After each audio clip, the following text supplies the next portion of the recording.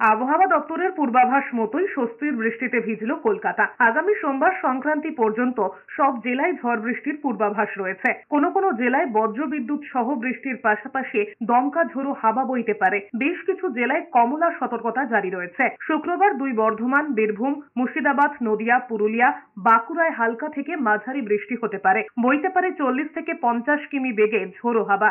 দক্ষিণের বাকি জেলাতে হলুদ সতর্কতা জারি থাকবে। শনিবার বর্ধমান, বীরভূম, মুর্শিদাবাদ, নদিয়া, পুরুলিয়া, বাঁকুড়া, ঝাড়গ্রাম, মেদিনীপুরে ঝড় বৃষ্টির কমলা সতর্কতা থাকছে।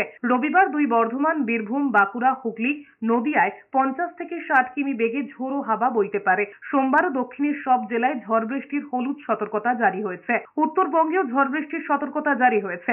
জলপাইগুড়িতে ঝড় বৃষ্টির দাপটে বেশ কিছু জায়গায় রাস্তার উপর গাছ ভেঙে পড়েছে। শুক্রবার ভারী বৃষ্টির সম্ভাবনা রয়েছে জলপাইগুড়িতে। শুক্রবার এবং শনিবার উত্তরবঙ্গের 8 জেলায় কমলা সতর্কতা জারি হয়েছে।